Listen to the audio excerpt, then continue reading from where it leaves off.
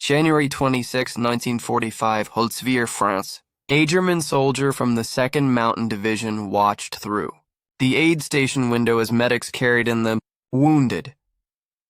His unit had just attacked with 250 men and 6 tanks against 1 American lieutenant, standing on a burning tank destroyer. The American had 1 machine gun. Within an hour, the German force was reduced to 70 effective soldiers. The survivors could speak of nothing but the weapon that had stopped them cold. The weapon was not a secret wonder weapon, not a technological marvel born in German laboratories, but a simple American machine gun that had first rolled off production lines in 1933. Yet, this weapon, the Browning M250 caliber heavy machine gun, would become the most feared piece of equipment in the American arsenal, not because of its complexity, but because of its brutal, relentless effectiveness. The German survivors had just witnessed what would become one of the most legendary engagements in American military history. First Lieutenant Audie Murphy, wounded and alone, had climbed aboard a burning M10 tank destroyer and turned its turret-mounted 50 caliber machine gun on an entire German infantry company supported by armor. For over an hour, Murphy fired the weapon with such devastating effect that the German attack simply disintegrated. The official Medal of Honor citation awarded by Lieutenant General Alexander Patch on June 2, 1945 confirmed that Murphy inflicted approximately 50 casualties on the attacking force. The wounds caused by 50 caliber impacts became grimly familiar to German medical personnel. Unlike rifle rounds that might wound and allow recovery, 50 caliber projectiles caused catastrophic tissue damage. The massive kinetic energy transfer meant that a hit to a limb often resulted in amputation. A hit to the torso was almost invariably fatal. German field hospitals near the front learned to recognize 50 caliber casualties by the nature of their wounds.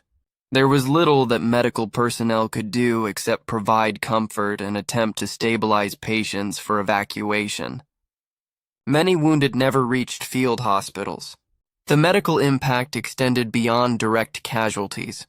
German units that came under sustained 50 caliber fire suffered psychological casualties, combat exhaustion, and breakdown of unit cohesion at rates higher than units that faced conventional small arms fire. Medical officers noted that soldiers who'd been subjected to repeated 50 caliber attacks, even when not physically wounded, showed signs of severe stress and combat fatigue.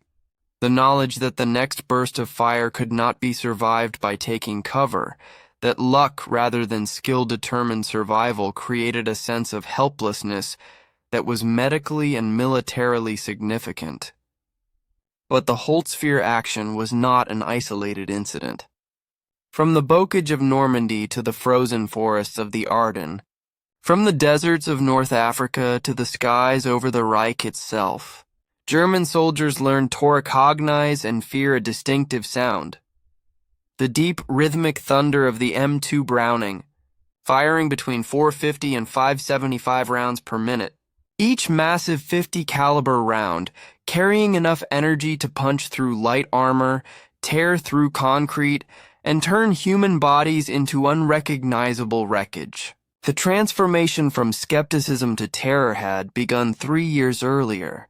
Thematics of American industrial might were about to be written not in production statistics, but in the experience of German soldiers who faced this weapon and survived to tell about it.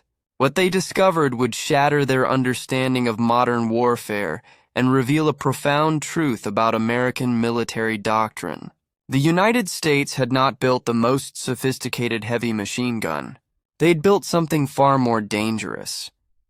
They had built the most reliable, most ubiquitous, and most psychologically devastating cruise-served weapon in history. The hatred began not with fear, but with contempt. September 6, 1943, the skies over Stuttgart. B-17 flying fortresses approached Germany's industrial heartland in the first major daylight raid on the city. Luftwaffe fighter units scrambled to intercept. Among them were veterans who'd shot down dozens of Allied aircraft over 2 years of combat. They were confident in their Faller-Wolf 190 aircraft, each armed with 4 20mm cannons and 2 13mm machine guns. The German pilots rolled into their attack runs from high and ahead, standard doctrine for intercepting the American heavies.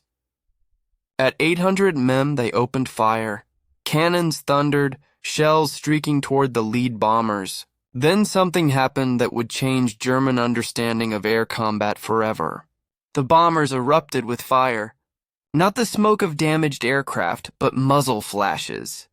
Each B-7 carried 13 Browning M2 machine guns. A typical formation of 36 bombers meant 468 heavy machine guns, all firing the same 50 caliber Browning machine gun cartridge that could reach out to 1830 motors with lethal effect. The combined defensive firepower of the formation exceeded 6,000 rounds per minute, creating a wall of steel that no fighter could safely penetrate. German fighters felt their aircraft shudder as 50 caliber rounds tore into wings, engine cowlings, and canopies. They broke off attacks, diving away with aircraft trailing smoke and hydraulic fluid. Their raid cost the Luftwaffe heavily. 45 B-17s were lost, but German fighter losses were catastrophic for units that could no longer replace experienced pilots. What the German pilots did not yet understand was that they were encountering not just a weapon, but a philosophy of warfare. The Americans had solved the problem of bomber defense not through technological sophistication, but through overwhelming volume of fire. Each B-17G carried between 5,000 and 7,000 rounds of 50 caliber ammunition distributed across 13 gun positions, with some crews adding extra ammunition beyond regulations. Luftwaffe pilots had been trained to respect 20mm and 30mm cannons because those weapons could destroy a bomber with a single well-placed shot. They had learned to fear the explosive rounds that would detonate on contact, but the American 50 caliber did not explode. It did not need to. The massive half-in-diameter projectile, weighing 707 grains, traveling at 2,900 ft/s, carrying 12,000 ft/lb of muzzle energy, simply punched holes in everything it touched.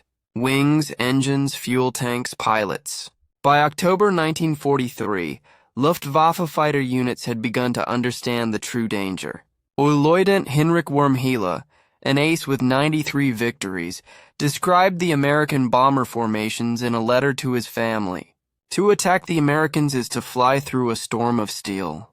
You see the tracers, 1 round in 5, and you know that for every tracer you see, 4 more bullets you cannot see are flying past. When you close to effective cannon range, you are already inside their killing zone. The Germans adapted their tactics. They tried head-on attacks, diving from above, climbing from below, attacking from these sides. Nothing worked consistently. The American gunners had overlapping fields of fire. If you came from ahead, then those guns and top turret would engage. From behind, the tail guns and ball turret. From the sides, the waist guns. From above or below, the ball turret and top turret. There was no safe approach. The United States Army Air Forces had arranged their combat box formations of 18, 21 aircraft in 3-dimensional space, specifically to maximize overlapping fields of defensive fire. But the real horror was not the volume of fire. It was the reliability.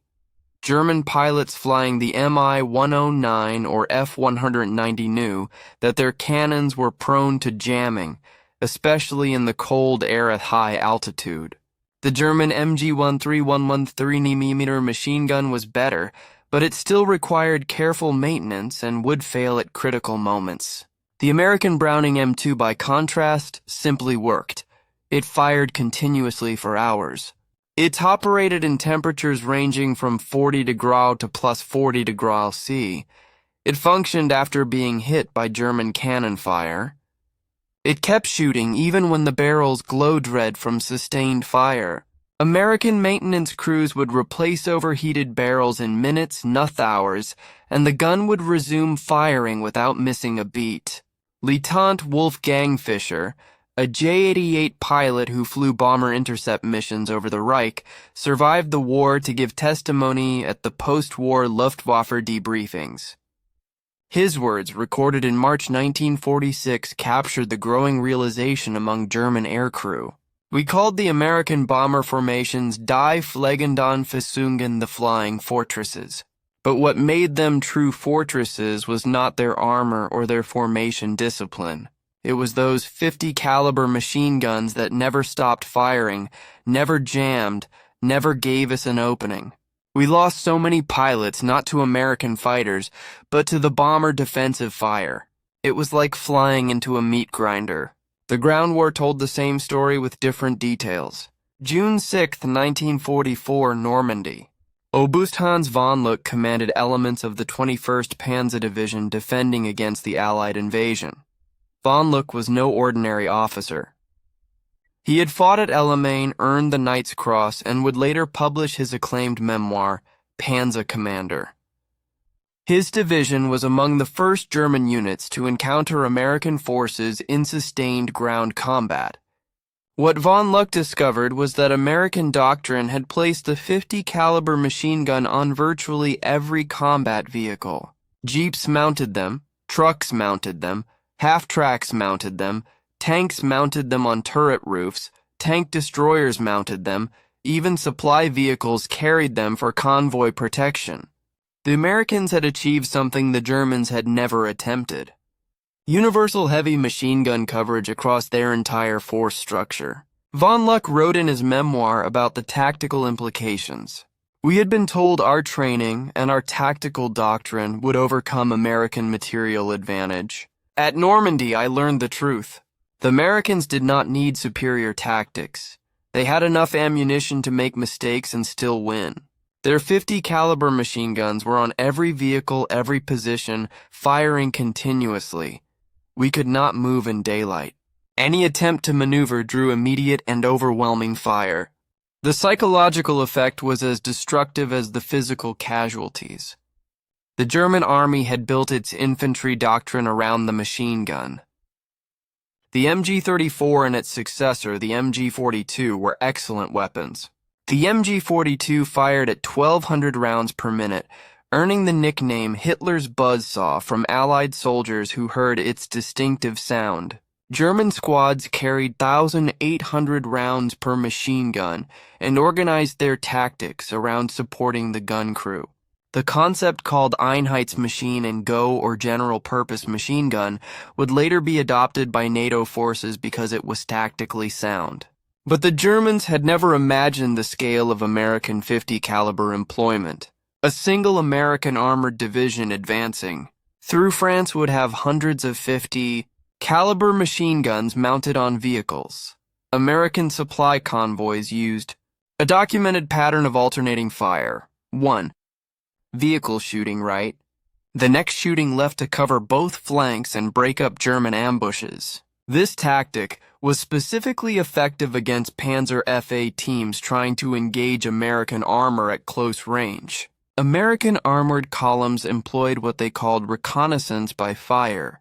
Rather than carefully advancing and waiting for the enemy to reveal positions, American units would fire their 50 caliber machine guns continuously into any suspicious location: tree lines, farm buildings, stone walls, hedge.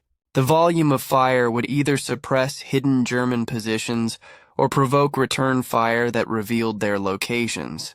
This tactic, documented extensively in primary sources including tank tactics from Normandy to Lorraine by Roman Jerry Moich, drove German soldiers to distraction.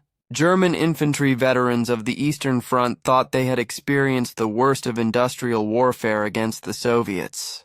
Then they encountered American firepower doctrine in France. German squad leaders who survived the fighting in Normandy and were taken prisoner described the difference in their debriefings preserved in the United States Army Historical Division files. Against the Russians, we faced human wave attacks and artillery barges. Against the Americans, we faced machine gun fire that never stopped. They fired at everything. They fired at nothing.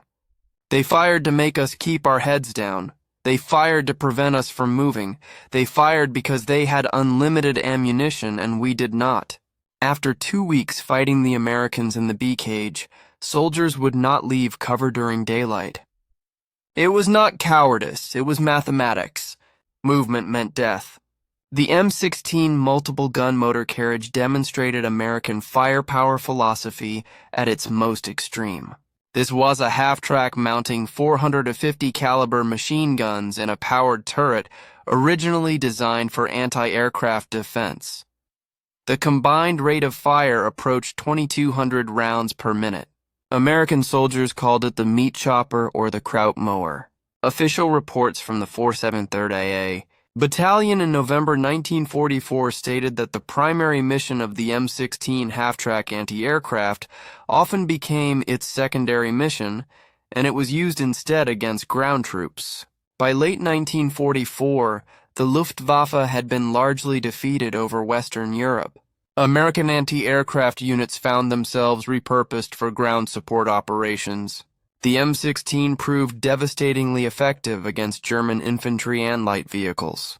During the Battle of the Bulge, when German forces made their last major offensive in the West from December 16th, 1944 to January 25, 1945, M16 units were credited with breaking up numerous German infantry attacks simply by traversing their 4-gun mounts across attacking formations.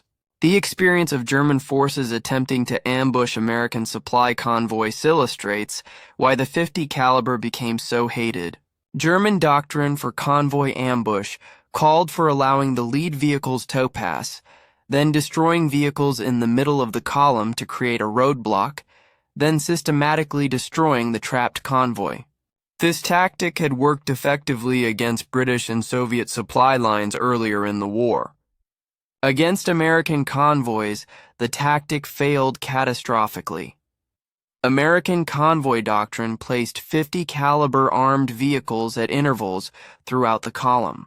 When an ambush was initiated, American vehicles would immediately return fire with their .50 calibers, while other vehicles maneuvered to flank the ambush position. The volume of return fire was so intense that German ambush teams frequently suffered heavier casualties than the convoys they attacked. German platoon leaders who participated in convoy ambushes during the fighting in France described the evolution of German tactics and their ultimate failure in post-war interrogations. In early ambushes, German forces positioned infantry with machine guns and panzerasts along roads. American convoys had vehicles equipped with .50 caliber machine guns distributed throughout. The volume of return fire from the convoys was devastating. German units learned to only ambush isolated vehicles. Never convoys, but isolated vehicles were rare. The Americans moved in strength precisely because they knew German forces could not effectively attack their convoys. The pattern of alternating fire that American convoys employed was particularly effective. Vehicles on the right side of the road would fire into the right flank. Vehicles on the left would fire left. This created intersecting fields of fire that covered both sides of the road simultaneously.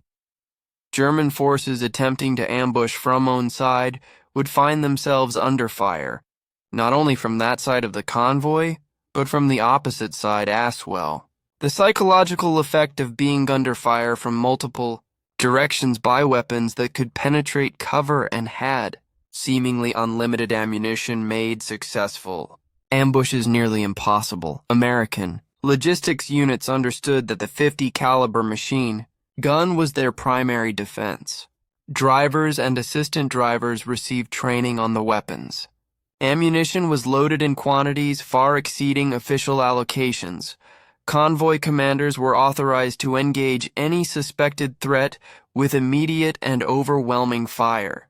Their assault was that German forces by mid to late 1944 had largely given up attempting to interdict American supply lines in areas where American forces had air superiority and sufficient ground combat power to respond to attacks. This had strategic implications beyond the immediate tactical situation.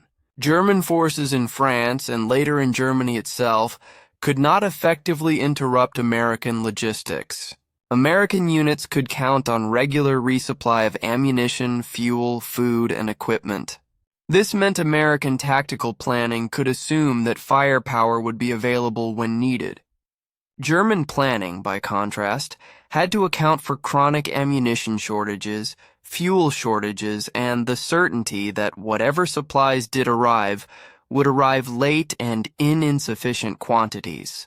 The .50 caliber machine gun was both a cause and a symptom of American logistical superiority. It was effective because American industry could produce ammunition in vast quantities. It enabled continued operations because its reliability meant that ammunition once delivered would be effectively employed. German soldiers watching American tracer fire arc across the battlefield at night understood they were seeing not just ammunition expenditure, but the visible proof of an industrial capacity they could not match. The terror from the air added another dimension to German fear of the .50 caliber. The Republic P-47 Thunderbolt, which American pilots nicknamed the Jug, carried 8 Browning M2 machine guns in its wings. This meant a single fighter could deliver 4,400 rounds per minute of combined firepower during strafing runs. German ground forces learned to recognize the distinctive shape of the P-47 and the sound that preceded death. A strafing run by a flight of 4 P-47s meant 32 .50 caliber machine guns converging on a target area. The aircraft would approach at high speed and low altitude, often with minimal warning. Pilots would open fire at ranges of 600 to 800 meters and walk their fire across German positions, vehicles, and troop concentrations. The effect was described by survivors as a horizontal rainstorm of metal that left nothing intact. German supply surgeons who survived multiple strafing attacks during the retreat from Normandy in August 1944 described the helplessness German ground troops felt against American air power in their interrogations. You hear the engines first. By the time you look up, they are already firing. The bullets hit the road, the vehicles, the men, all at once. There is no cover that works. Stone walls crumble. Trees are cut down. Metal tears like paper. You can be behind a truck one moment and the truck is gone the next. Just pieces of metal and fire. Soldiers learned to abandon vehicles the moment they heard aircraft engines. Better to lose the vehicle than the vehicle and the crew. The P-47 proved particularly effective in what American pilots called armored reconnaissance missions. Rather than targeting specific objectives, flights would patrol assigned sectors looking for targets of opportunity. Any German vehicle moving during daylight risked attack, any troop column, any supply convoy, any artillery position. The 850 caliber machine guns gave pilots enough ammunition to engage multiple targets during a single sortie. A pilot might strafe a convoy, climb to altitude, spot a German tank platoon, dive to attack them, then strafe a crossroads on their turn flight. The ammunition capacity, approximately 425 rounds per gun, meant through 400 rounds total, enough for sustained combat. German forces adapted by moving primarily at night and in bad weather. But this adaptation came at enormous cost to operational tempo and logistics. Supplies that should have taken hours to move required days. Reinforcements arrived later, not at all. The Luftwaffe's inability to contest American air superiority by mid-1944 meant that German ground forces operated under constant threat of air attack, and the primary weapon delivering that threat was the .50 caliber machine gun. The combination of ground-mounted and air-delivered 50 caliber fire created a comprehensive suppression effect. German units could not move safely in daylight because of strafing attacks. They could not move safely at night because American ground forces used reconnaissance by fire with vehicle-mounted 50 calibers to interdict roads and trails. They could not concentrate forces for counterattacks because American doctrine called for immediate engagement of any identified German formation with all available firepower, including 50 caliber machine guns that could fire continuously while other weapons were being brought to bear. This was the reality that broke German combat effectiveness in the West. Not a single decisive battle, not a wonder weapon, but the cumulative weight of facing an opponent whose basic heavy machine gun was present in such overwhelming quantities and employed so lavishly that traditional military responses became irrelevant. German tactical doctrine, German training, German fighting spirit, none of these factors could overcome the simple mathematical reality that American forces could deliver superior firepower to any point on the battlefield, faster than German forces could respond. A German infantry battalion attacking an American position might face 50 to 150 caliber machine guns, all firing continuously, all supplied with thousands of rounds of ammunition. German doctrine called for careful fire discipline to conserve ammunition. American doctrine called for overwhelming volumes of fire to suppress the enemy and maintain initiative. When these two philosophies collided, American material superiority proved decisive. Urban combat revealed another dimension of 50 caliber effectiveness. As American forces fought through French towns and German cities, the 50 caliber proved invaluable for suppressing enemy positions in buildings and for destroying fortified structures. The massive projectile could penetrate multiple walls of typical European construction. Masonry that would stop rifle fire and machine gun fire offered little protection against 50 caliber rounds. American tank commanders quickly learned to use their turret-mounted 50 calibers to suppress upper-story windows and rooftop positions before moving through urban areas. The technique was simple but devastatingly effective. A tank would halt at a street corner, and the commander would traverse the 50 caliber across building facades, firing continuously at any potential position. The sustained fire would force German defenders to take cover, allowing infantry to advance. The tank would then move forward and repeat the process at the next intersection. German panzer teams, which were highly effective in open terrain and particularly dangerous in urban environments where they could engage armor at close range, found themselves unable to function effectively against American combined arms tactics that integrated 50 caliber suppressive fire. A Panzerfaust operator needed to expose himself to aim and fire his weapon. American doctrine called for continuous 50 caliber fire on any suspected position. The combination made successful panzerrest. Attacks rare in situations where American forces employed proper combined arms coordination. German company commanders who fought American forces in the Rhinen during the final months of the war described the impossibility of effective defense in urban terrain against American tactics in their post-war accounts. German infantry would position in upper story rooms with good fields of fire. American tanks would approach and destroy the buildings with 50 caliber fire and tank main guns. The 50 caliber rounds would penetrate walls and ceilings. There was no safe place. Soldiers would take cover behind furniture or interior walls, and the bullets would find them anyway. The only way to survive was to abandon positions before the Americans concentrated fire on them. But abandoning positions meant losing ground, and there was no ground left to lose. The psychological impact of fighting in urban terrain against an enemy with unlimited 50 caliber ammunition was profound. German soldiers understood intellectually that walls and buildings provided concealment, but not cover against 50 caliber fire. Emotionally, the human need to seek shelter behind solid objects was overwhelming. Watching 50 caliber rounds punch through meter-thick stone walls and continue through multiple rooms destroyed the psychological comfort that shelter normally provided. Soldiers felt exposed even when hidden, vulnerable even when protected by what would normally be adequate cover. This psychological erosion was cumulative. A soldier might survive one engagement then another, but each time watching 50 caliber fire destroy what should have been safe cover.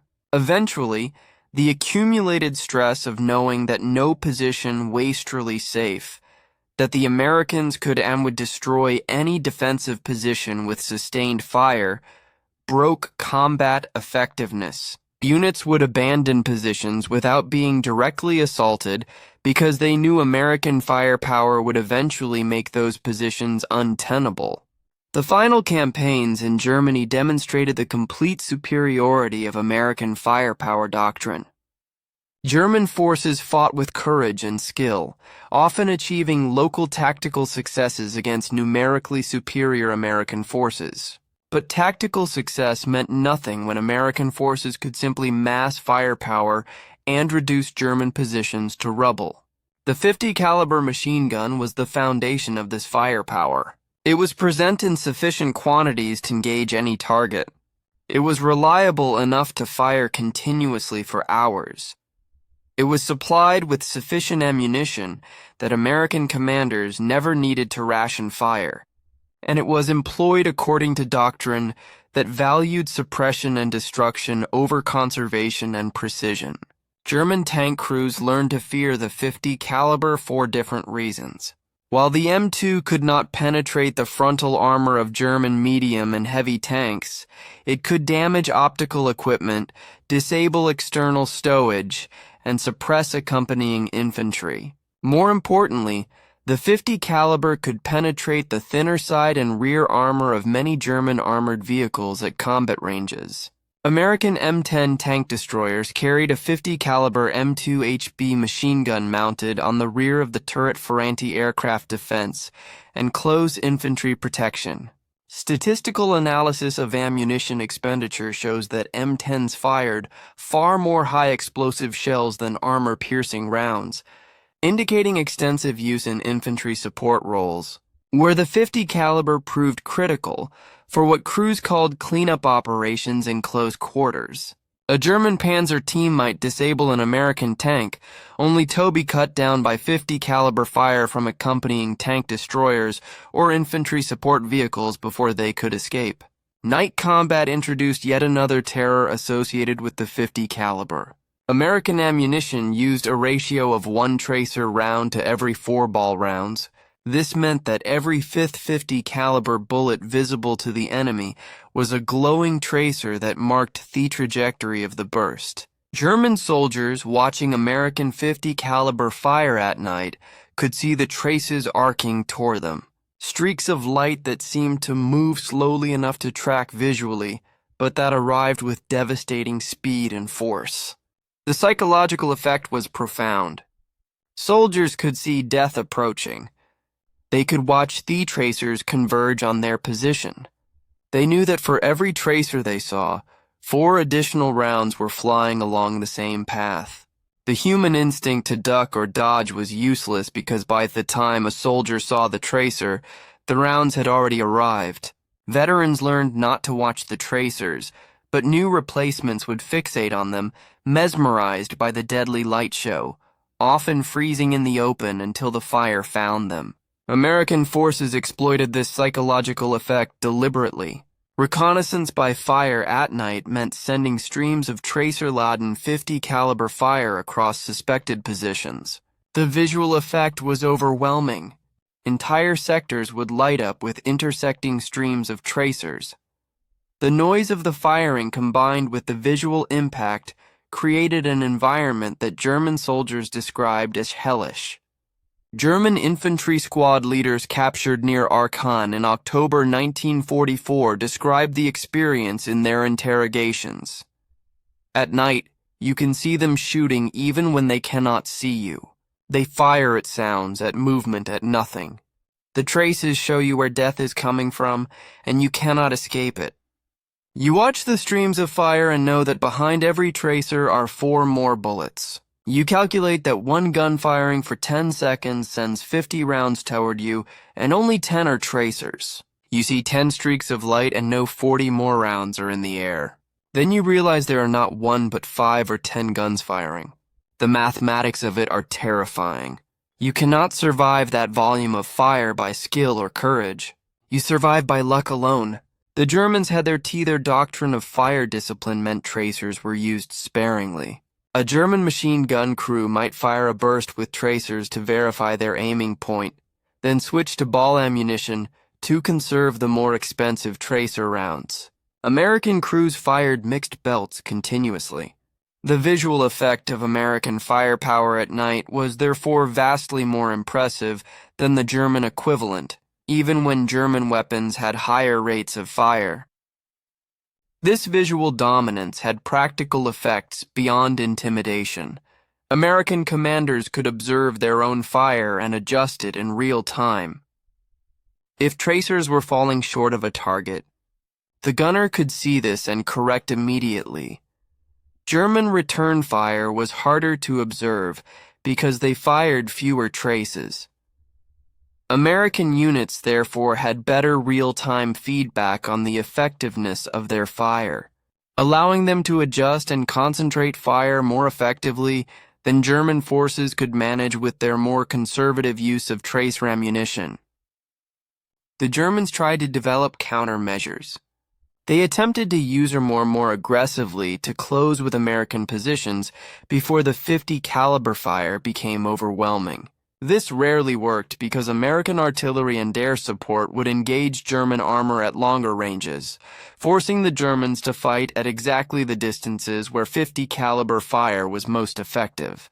They tried infiltration tactics, moving at night and in bad weather when American observation was limited. But American logistics meant that .50 caliber ammunition was always available, and American doctrine encouraged firing at any suspected position regardless of whether targets were confirmed. July 25, 1944, Operation Cobra. The American breakout from Normandy began with 3,300 tons of bombs dropped by 1,800 heavy bombers on German positions near Sanlo. General Major Fritz Bain commanded the Panzer Division, one of the elite German formations defending the sector. After the war, Bain wrote extensive manuscripts for the United States Army Historical Division, analyzing the campaign. His assessment of American firepower was clinical and devastating.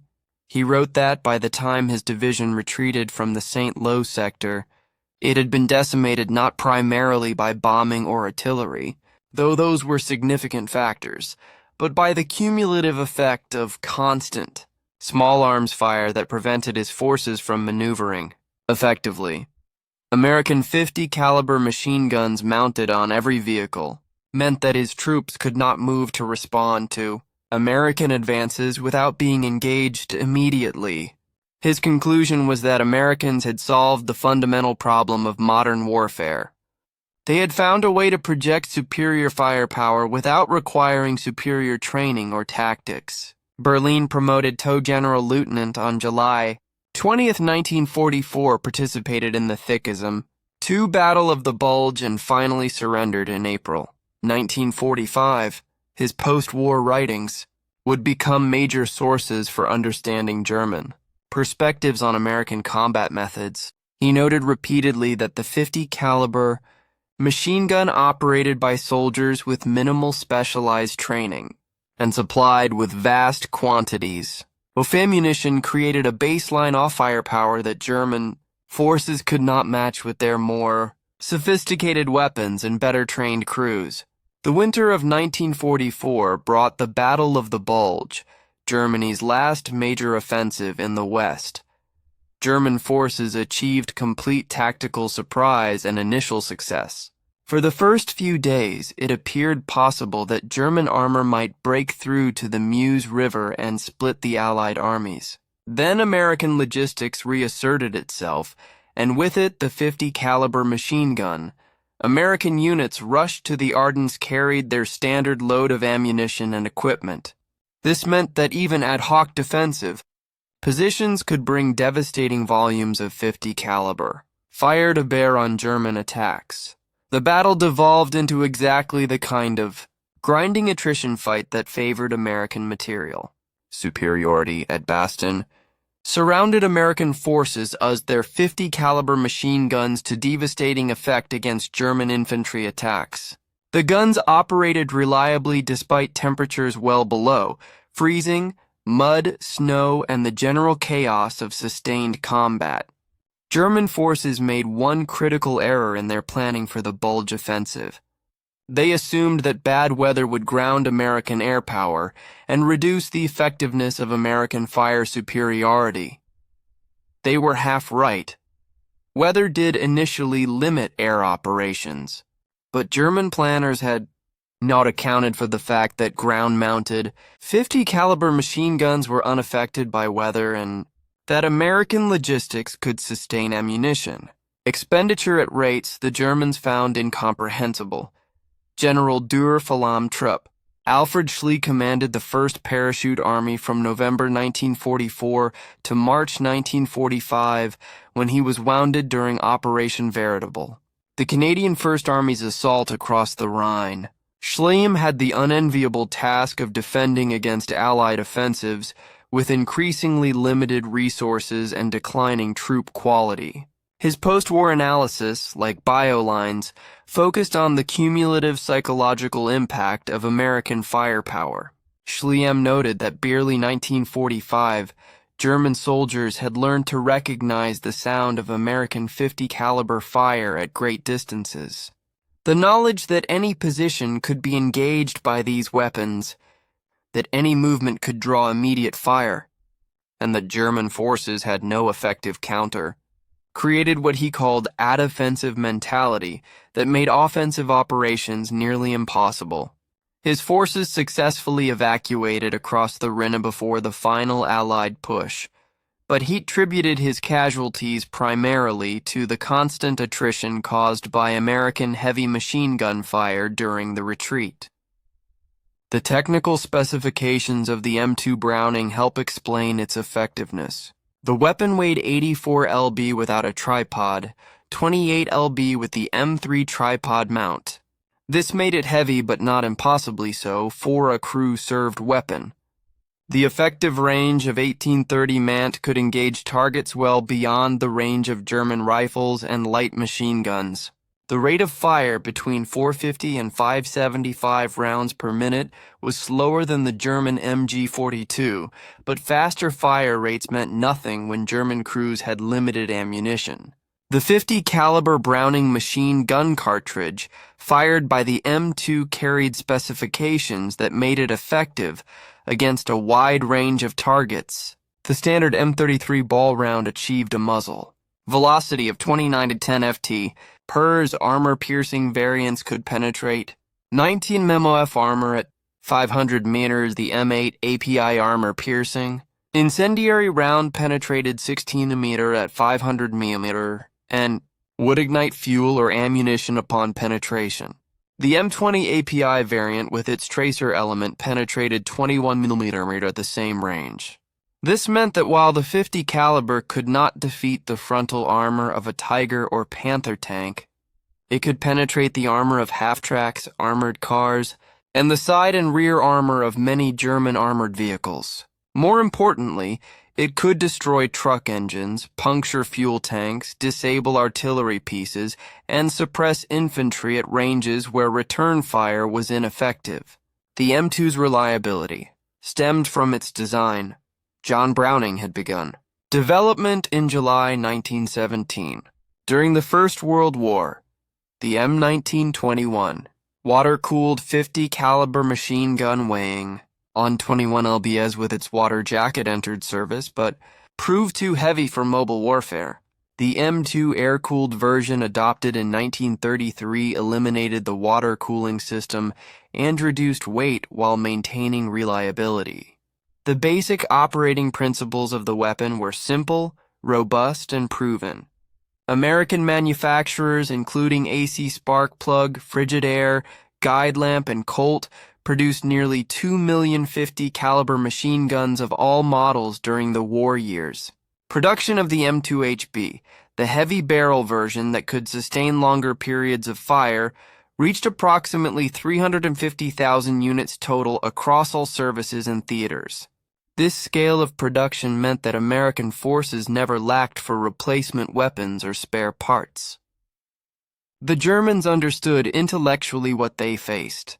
Their own weapons were in many respects more sophisticated. The MG-34 and MG-42 were better suited to the role of squad automatic weapon. The German 13mm MG-131 aircraft machine gun had a higher rate of fire at 900 rounds per minute. German 20mm and 30mm aircraft cannons were more destructive per hit than any machine gun. But sophistication meant nothing in the face of overwhelming material superiority. The Americans had built a weapon that was good enough for every role it needed to fill and had produced it in quantities that allowed universal employment. Every American bomber carried 13 M2s. Every fighter like the P-47 Thunderbolt carried 8 M2s. Every American combat vehicle carried at least one. American infantry companies had organic 50 caliber heavy machine gun sections. American anti-aircraft units could repurpose their M16 quad mounts for ground combat. The weapon was everywhere, always available, always supplied with ample ammunition, and it worked every time it was needed. The psychological impact on German forces was cumulative and devastating. Individual soldiers might survive encounters with 50 caliber fire. Units might successfully complete tactical missions despite American firepower superiority, but over weeks and months of combat, the constant knowledge that the Americans could bring overwhelming fire to bear on any target at any time with weapons that functioned reliably in all conditions wore down German combat effectiveness as surely as casualties and equipment losses. This was not cowardice on the part of German soldiers. These were veteran troops who had fought across Europe and North Africa. Many had faced Soviet attacks on the Eastern Front, but there was something uniquely demoralizing about the American approach to warfare.